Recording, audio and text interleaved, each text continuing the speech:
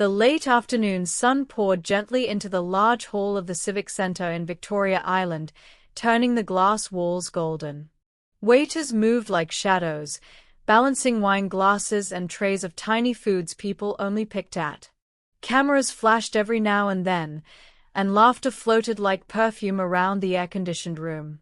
Daniel Peters stood at the far end of the hall, half listening to a conversation between the Minister of Youth Development and an oil executive who was trying too hard to impress him. He nodded politely, his face calm, almost expressionless, the way it always was when he was bored. Daniel was the kind of man who didn't need to talk much to be noticed. He wore a simple black suit, tailored, of course, and a silver wristwatch that cost more than some people's cars. But there was nothing flashy about him. His calmness came from somewhere deeper, somewhere tired. A few women watched him from across the hall. One of them whispered something and giggled. Daniel barely noticed. "Babe," a voice said, warm and polished. He turned to see Amanda gliding toward him, her hand already reaching for his arm. She was beautiful in that sharp, confident way that made people feel they were standing next to someone important. Her gown was royal blue, her earrings small diamonds that caught the light just right. "There you are," she said, smiling, but her eyes scanned the room quickly. "Everyone keeps asking where you are." "I'm here," Daniel said simply. "Try to look like you're enjoying yourself. This event is for your foundation, remember?" She squeezed his hand lightly and leaned in. "My father just arrived." "He's speaking to your mum." Daniel nodded again, then looked away as if something in the distance had caught his attention. Amanda followed his gaze but saw nothing unusual. "Are you okay?" "I'm fine." She paused. "Do you want me to get you something?" He shook his head gently. Amanda shrugged and walked away, her heels clicking softly on the marble floor. Daniel's eyes remained fixed. Not on her, but across the room, where a little girl stood near the chocolate fountain, licking her fingers after stealing a marshmallow. She had no business being in such a place, really. Her dress was clean but not fancy, and her sandals were the kind you buy at a regular market, not a boutique. She looked around as if the whole room was made of glass she didn't want to break. But it wasn't her behavior that caught him. It was her necklace. A small gold locket hung from her neck, swinging gently as she moved. It wasn't the necklace that was expensive, it was old, even slightly faded, but Daniel knew it the way a man knows the back of his own hand. He had given it to someone 10 years ago. He took a step forward, then stopped. Could it be? He studied the girl's face. Her eyes were wide, curious, and playful. There was something about her mouth too. The curve of it, maybe. He wasn't sure. His heart thudded once, loudly, then steadied itself again like a man trying to hide his surprise. He looked around for someone who might be with her. A mother. A relative. But no one stood too close. She seemed to have slipped from her table and wandered off. Daniel excused himself quietly and moved across the hall, dodging 2 photographers and a waiter carrying drinks. The little girl was trying to dip another marshmallow when he reached her side. "Careful," he said softly. "It'll fall in." She turned and looked up at him, her fingers sticky with chocolate. She stared for a second, maybe 2. "You look like one of those people on TV," she said, matter of fact. Daniel smiled for the first time that evening. "Do I?" She nodded. "My mummy says those people always look serious." "Is that a bad thing?" "No. Just serious." She looked back at the chocolate. "Do you want one?" He shook his head. "No, thank you." "What's your name?" he asked. "Eliana," she replied. "What's yours?" "Daniel." "Eliana," a voice called from across the hall. A woman in her late 20s, wearing jeans and a fitted blouse, walked briskly toward them. Her eyes were tired, and she held a tray in one hand. "Mummy," Eliana said with a grin. "He looks like a TV person." Daniel froze. The woman was too far away for him to see her face clearly, but something in her walk, her voice, it all came crashing back like a long-lost song. As she drew closer, Eliana ran up to her, hugging her waist. "Maya," Daniel whispered, almost to himself. But she didn't hear him. She was already walking away, gently scolding Eliana for wandering off. And just like that, they disappeared into the crowd. Daniel stood there, his heart pounding quietly. He knew that necklace. And now he was almost certain he knew the girl. She looked just like her mother. Maya. 10 years ago, she had worked in his family's house as a maid. She was only 19 then, quiet, beautiful, with eyes that always looked like she had just woken up from a dream. They had fallen in love. Slowly, carefully, secretly. She had worn that necklace every day. He had given it to her before traveling abroad for a business program. When he returned months later, she was gone. His mother said Maya had stolen jewelry and ran away. He had asked questions, even tried to find her, but eventually, the world moved on, and his life did too. But seeing that necklace now, seeing that girl. No. It couldn't be a coincidence. Daniel turned and walked away from the chocolate fountain. He needed to find that little girl. He needed to find Maya. And this time, he wasn't going to let her disappear again. Daniel waited a week before he saw the little girl again. He had hired a discreet investigator, a quiet woman named Ephema who specialized in sensitive tracing. She didn't ask unnecessary questions, just nodded when he said he wanted to find a little girl named Eliana, and maybe her mother. Within days, she came back with a name, a school address, and an old Instagram page that hadn't been used in years. "She's enrolled at Harmony Foundation School in Yaba," Ephema said, sliding a small file across his desk. "The mother's name is Maya Adegan." Daniel didn't breathe for a few seconds. The name hit him like a soft stone, silent but heavy. The next morning, Daniel sat quietly in the back seat of his black SUV, parked across the road from the modest school compound. The paint on the school gate was chipped. A group of children ran out laughing as the bell rang. Then he saw her. Eliana. She wore a yellow uniform, 2 puffs of hair tied with white ribbons, her school bag swinging behind her as she raced toward a woman selling puff-puff just outside the gate. "Mummy says I shouldn't eat too much fried things," she told the seller with a toothy smile. "But today, I'll eat only 3. That's not too much, right?" The woman laughed and handed her a small paper wrap. Eliana turned, skipping slightly as she walked toward the corner where her school bus waited. Daniel smiled, then swallowed hard. She was a live wire. So full of energy, so unbothered by the world. He wondered what it was like, growing up with no idea who your father was. He didn't approach her that day. Or the next. For almost 2 weeks, he came and left quietly, waiting to see Maya. Sometimes Eliana was picked up by an older woman with a scarf and a slow walk. Other days, she left with a younger girl who looked like a teacher. Never Maya. Until one humid Tuesday afternoon, when the clouds were thick with the threat of rain. Daniel was waiting in his car when he saw her. She was on foot, carrying a small umbrella and shielding Eliana from the wind. Her gown was simple, her feet in slippers, her hair pulled back. But her walk. Daniel remembered it. She laughed at something Eliana said and shook her head gently. They crossed the road carefully.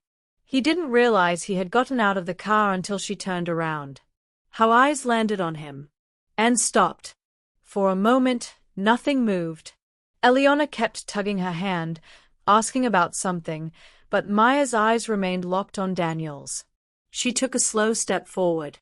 "Eliana," she said softly, "go and wait by Aunt Nketch's shop. I'll come in a minute." "Why?" Eliana asked. "Do you know that man?" Maya didn't answer. She touched her daughter's head gently and pointed toward a nearby salon. Then she walked toward Daniel. "You found me," she said, when she was close enough. I didn't even know I was looking, Daniel replied. There was a pause. I thought I was going mad when I saw that necklace, he continued. I thought it was a mistake. Maya nodded slowly. I never took it off. I looked for you, Maya. When I came back, they said you stole jewelry and ran away. And you believed it? No, Daniel said quickly. I didn't. Not fully. But I was confused. My mother, she threw me out, Maya said flatly. I was 2 months pregnant. Daniel blinked, speechless. You were abroad. She said you didn't want me anymore. That it was shameful for someone like me to even believe I could be loved by someone like you. I begged her to let me wait until you returned, but she called security. And she never told me, Daniel whispered. She told me you ran off with money and gold. Maya's face was hard now. It didn't matter. I would have still kept the baby. She was all I had. Daniel looked down the road, to where Eliana now sat on a stool, swinging her legs and watching a cartoon on a small phone. She's mine, he asked, almost too softly. Maya didn't answer at first. Then she said, yes. The word shattered something in him. For a while, they stood in silence, the wind pushing the plastic signs above the barbershop nearby. I want to know her, he said. I'm not stopping you. I want to know you again too. Maya didn't say anything. She just turned and walked back toward the shop where Eliana was waiting. Daniel came back the next day. And the next. At first, it was just for Eliana. He took her to get ice cream after school, bought her a book she'd been asking her mother for. Maya allowed it, cautiously. She watched him closely every time he came. Then one Saturday afternoon, Daniel came to the salon. It was a small place, with just 3 chairs, and a hand-painted sign that said Maya's touch. He sat outside, sipping a malt drink as Maya braided a woman's hair inside. Eliana was drawing something on a piece of carton beside him. Mr. Daniel, she said suddenly. Yes. Why do you look at my mummy like that? Daniel paused. Like what? Like, you're remembering something. Like you're happy but sad. You know. He smiled gently. Maybe because I am. Are you her friend? Yes. A very old friend. She nodded slowly. Do old friends buy books and see you every day? Daniel laughed. Sometimes. He looked at her, then back at Maya inside the salon. She was laughing at something her customer said, the sound dancing out through the door and onto the street. But Daniel's smile slowly faded. Because while everything felt right, his real life was still waiting for him. Amanda had started asking questions. You're distant these days, she had said one night. Are you stressed about the wedding? Or is it something else? No. Just work, he had replied. But she knew. Mothers always knew too. Mrs. Grace Peters had noticed the shift as well. You've been keeping secrets lately, she said, swirling tea in a gold-rimmed cup. Don't let anything ruin this engagement. Amanda's family is powerful. Her father is already planning the business merger. We must not embarrass them. Daniel said nothing. But inside, something was cracking. He was standing between 2 lives. One with expectations, connections, and cold luxury. The other, quiet, warm, and real. The wedding was 2 days away. The Peters mansion in Ikoyi buzzed with activity. Decorators fluttered like bees, arranging white roses, gold ribbons, and silk-draped chairs. Amanda's wedding gown had been flown in from Paris. The media had been notified. Paparazzi camped outside. And Daniel felt like he couldn't breathe. He sat in his study late at night, staring at an old photograph. It was a small one, taken on one of the weekends he had spent with Maya and Eliana. Maya was laughing, head slightly tilted, eyes squinting from the sun. Eliana had her arms wrapped around her mother's neck. Behind them, Daniel stood quietly, smiling. He kept the photo in a drawer, under a leather-bound journal. He thought no one would ever see it. He was wrong. The next evening, Amanda barged into the study, her usually perfect curls frizzed from anger. "What is this?" she shouted, slamming the photo on his desk. Daniel looked up, startled. He said nothing. Amanda's voice was shaking, not from heartbreak, but from rage. "You kept this hidden from me? A woman and a child? During our wedding week?"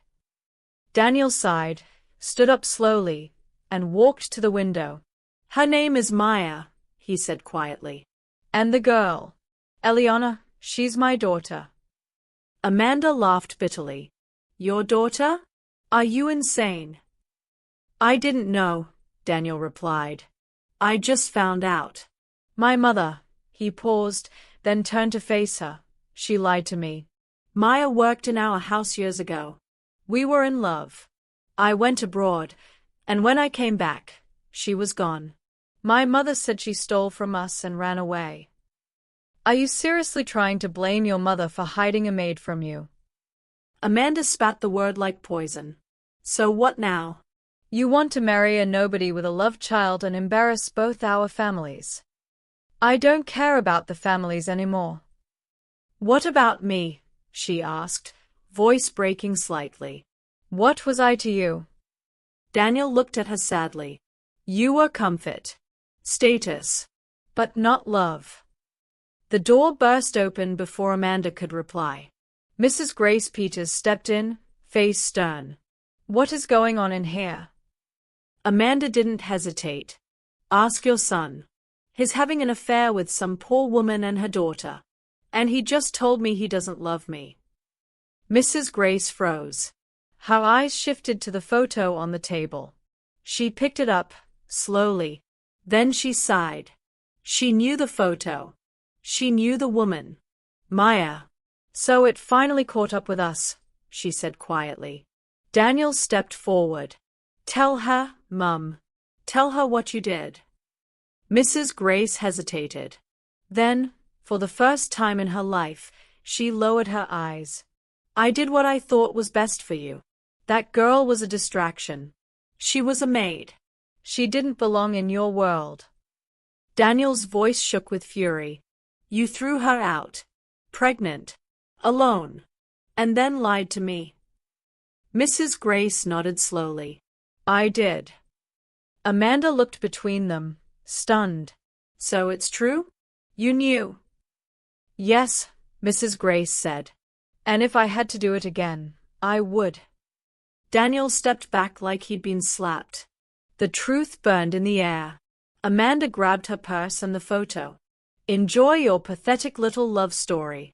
You just threw away everything." "I hope she was worth it." She stormed out. Mrs. Grace turned to Daniel. "You're making a mistake." "No," Daniel said coldly. "You made it. 10 years ago." The next morning, the news broke. Billionaire Daniel Peters cancels wedding hours before ceremony. Sources say another woman and child involved in love scandal. It was on every blog, every tabloid, every TV station. Amanda's family withdrew all business arrangements. The Peters family faced embarrassment for the first time in decades. Daniel didn't care. He was already on the road. Rain poured as he drove through the busy streets of Yaba. His wipers struggled against the storm. His heart beat faster with every mile. He parked outside Maya's small bungalow and rushed out, soaked to the bone. Thunder rumbled in the distance. He knocked. No answer. He knocked again, louder. Maya opened the door cautiously.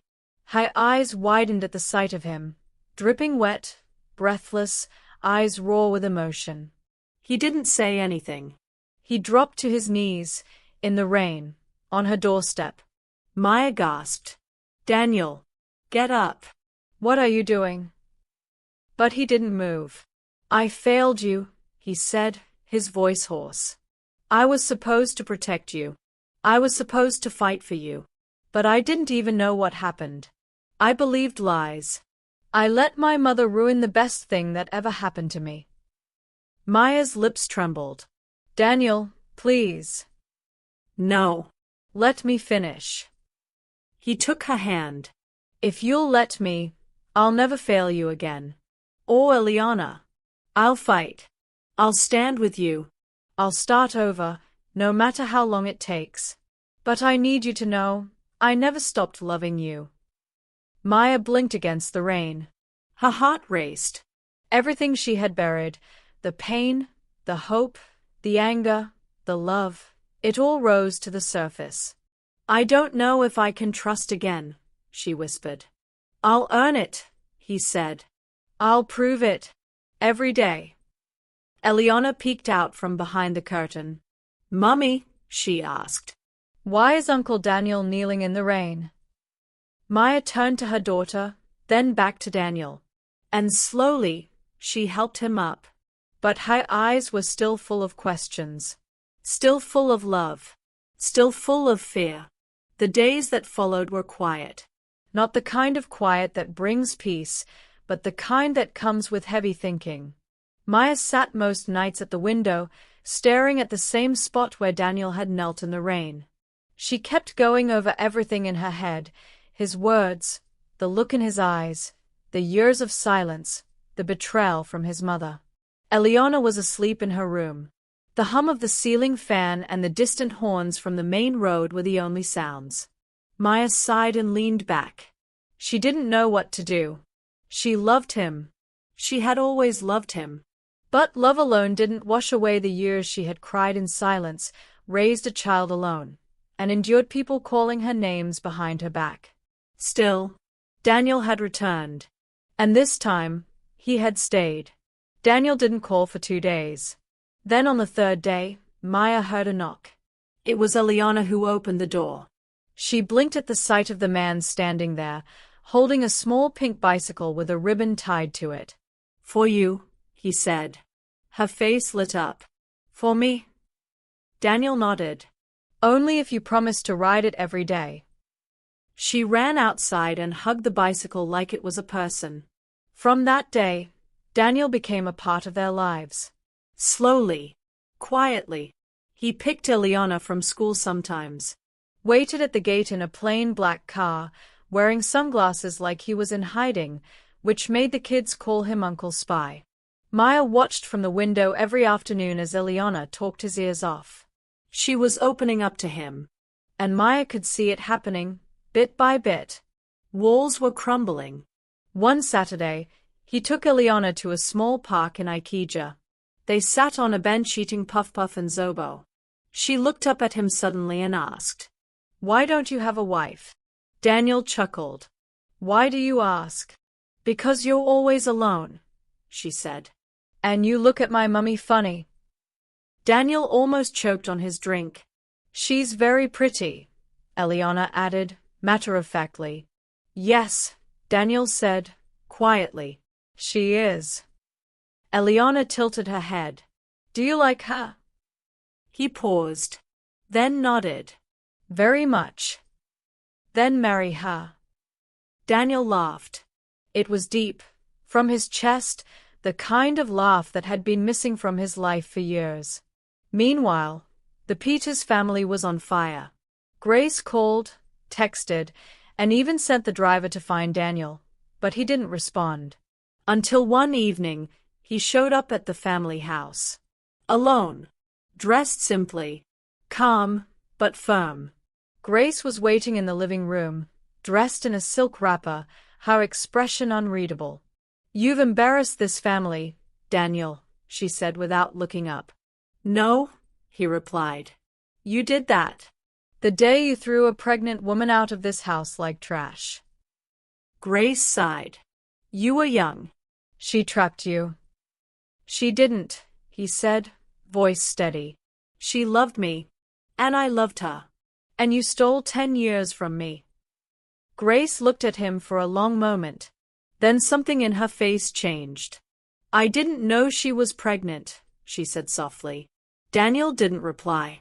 "I thought she was just another poor girl looking for a way in. I was scared she would ruin everything." "And I was wrong." Daniel sat down. There was silence for a moment. I want to see the child, Grace said. She's not a child. She's Eliana. And she's not something you get to claim like property. Grace nodded slowly. Then I want to try. To make amends. Daniel looked at her with tired eyes. You don't get to decide when you're forgiven. The next blow came from Amanda. A week before what was supposed to be their honeymoon, she went on live TV with a popular talk show host. Dressed in an expensive red gown, she leaned into the camera and said, "He left me for a maid. After everything. After my family helped his business." The host gasped. You mean he cheated on you? Amanda smiled bitterly. Let's just say I was a stepping stone. And when he became someone, he remembered the help. It trended for days. Social media took sides. Some blamed Daniel. Others dragged Amanda. Memes flew across Twitter and Instagram. Daniel didn't respond. He didn't grant interviews. He didn't defend himself. Instead, he made one quiet move. He resigned from his family business. And in a quiet press release, he announced the launch of a non-profit organization called the Eliana Foundation, dedicated to supporting underprivileged children and single mothers. People started talking again. Not about scandal, but about change. One cloudy afternoon, Maya was folding laundry in the sitting room. Eliana sat on the floor with crayons and a sketchpad, drawing something with full concentration. She looked up suddenly and asked, "Mummy, can I ask you something?" Maya smiled. "Go ahead." "Is Uncle Daniel, is he my daddy?" Maya froze. The towel in her hand slipped. She turned slowly. Eliana was staring at her with those same eyes, Daniel's eyes. "Why do you ask?" Maya said quietly. "Because he hugs me like daddies do in cartoons. And sometimes I see you looking at him when you think I'm not watching." Maya didn't speak. Eliana sat up straighter. "Is he?" Maya looked at her daughter. Her whole world. The girl she had raised with tears and laughter. The girl she had protected from truths because she was afraid. And in that moment, she couldn't lie anymore. She said nothing. But her silence said everything. Eliana smiled and went back to her drawing. A few moments later, she got up, ran outside, and returned with Daniel, holding his hand. "Mummy didn't say yes," Eliana said, grinning. "But I think it's okay if I call you Daddy now." Daniel's eyes filled with quiet tears. Maya looked away. "Can we eat together today?" Eliana asked. "Like a family?" Maya nodded slowly. "Yes." And as they sat down at the table, sharing jollof rice and laughter, something in the air shifted. It wasn't a perfect ending. But it was a beginning. It was a bright Saturday morning, and the community hall in Suryalir buzzed with laughter, music, and the smell of jollof rice. There were paper streamers tied to pillars, plastic chairs lined up in rows, and children running barefoot on the small field beside the building. Daniel stood at the center of it all. No fancy suit, no security, just a simple white shirt tucked into dark jeans. He smiled as he greeted old women, young boys, and curious market women who had come to see the billionaire with a good heart. It wasn't a press event. It was a small community gathering. A celebration. He had called it one necklace, one story. Maya sat in the front row, wearing a soft yellow dress that hugged her waist gently, her hair pulled back into a neat bun. Eliana sat beside her, her feet swinging happily in shiny pink sandals. The antique necklace rested quietly on her neck, the same one that had started it all. Daniel walked up to the microphone. The crowd clapped lightly, some whispering, pointing. He looked nervous, but calm. "I didn't prepare a speech," he began, rubbing the back of his neck, "because sometimes the heart speaks better when it's not reading from paper." A few people chuckled. He smiled. "Months ago, I came to a charity event, and I saw a little girl wearing a necklace. It looked familiar. In fact, it looked like something I once gave to someone I loved a long time ago. He paused, looked directly at Maya. She was the girl who worked in my mother's house. A maid, some would say. But to me, she was Maya. The only woman who ever made me laugh at stupid things.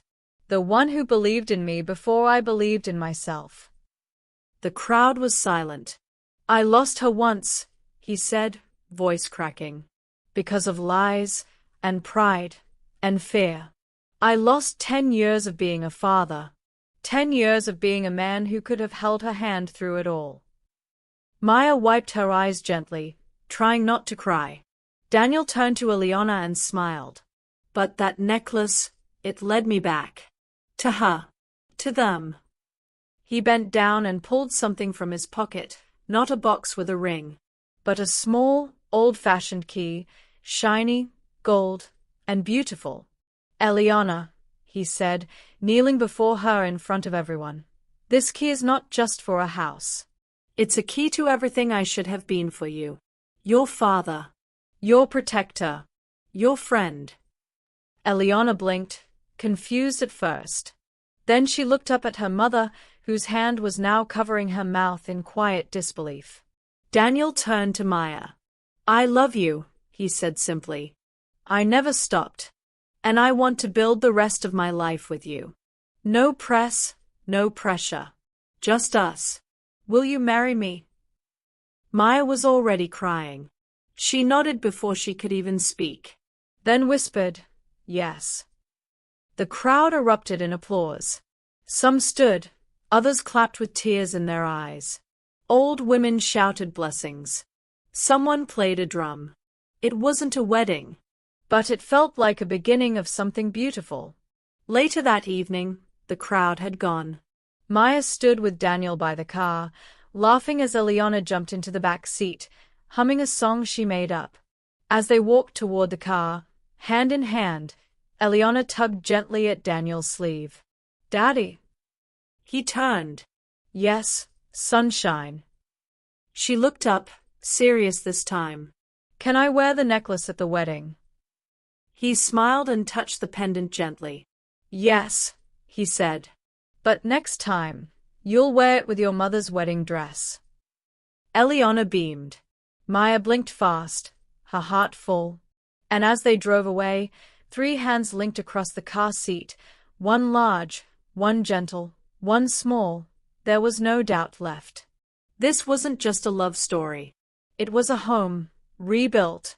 This story teaches us that forgiveness is powerful, but it must be earned. Maya didn't forgive easily, and she had every right to guard her heart.